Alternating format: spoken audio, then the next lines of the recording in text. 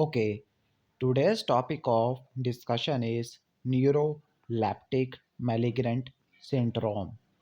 Neuroleptic malignant syndrome is life-threatening idiosyncratic reaction to antipsychotic drugs. So, the main etiology is due to idiosyncratic reaction, which is unusual abnormal drug reaction characterized by muscle rigidity, fever, altered mental status, and autonomic dysfunction. What is the main pathogenesis of neuroleptic malignant syndrome? There are three theories. One is dopamine blockade theory, other is peripheral muscle theory, and sympathetic nervous system theory. Dopamine blockade theory states that when there are blockade of central dopamine pathway, okay, then there should be hyperthermia and dysautonomia. Okay, if nigrostriatal dopamine blockade occurs, then this will cause tremor rigidity.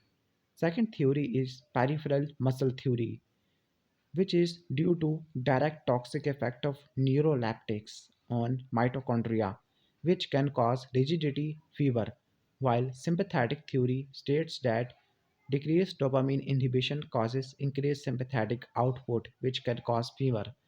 What are the causes of neuroleptic malignant syndrome? The main causes are antipsychotic dopamine blocker. First generation neuroleptics, which are most common.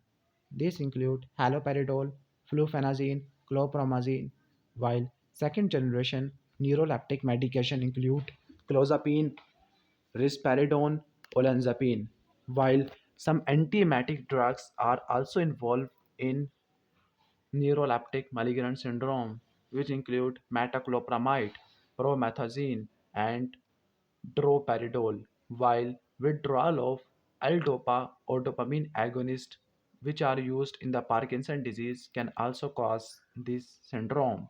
Okay, the main criminal is dopamine blockade. What are the risk factors if we increase the dose of blocker or decrease the dose of dopamine? Okay, what are the complications of this disease? These are rhabdomyolysis, which are the rupture of skeletal muscle fiber, metabolic imbalance, encephalopathy, stupor, coma, cardiac arrhythmia, disseminated intravascular coagulation. What are the signs and symptoms of this disease? Altered mental status, metabolic abnormalities, autonomic dysfunction, hyperthermia. Autonomic dysfunction include the increase, autonomic dysfunction include the tachycardia, increased blood pressure, tachypnea, okay, sialuria, profuse diaphoresis, okay, while temperature is very high. Altered mental status include agitated delirium, confusion, coma. Muscular abnormalities include tremor, chorea, akinesia. How will you diagnose this condition? So, in case of rigidity, there is increased level of creatine kinase. Also, many other enzymes are also elevated like LDH, ALP, liver transaminase. What are the treatment? Discontinue neuroleptic agent. Use dantrolene. Maintain cardiorespiratory stability. Reduce temperature. Correct fluid electrolyte imbalance. And last is electroconvulsive therapy.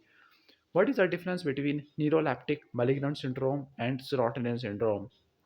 Neuroleptic malignant syndrome contain history of neuroleptic use, while serotonin syndrome is due to SSRI. Neuroleptic malignant syndrome contains tetrad, mental status, fever, rigidity, autonomic instability, while serotonin syndrome contains mental status change, neuromuscular hyperactivity, autonomic instability. Okay, distinguishing features. Neuroleptic malignant syndrome contain severe rigidity, hyperthermia, while this contain serotonin syndrome contain shivering, myoclonus, hyperreflexia, ataxia. If you like this video, then subscribe our channel.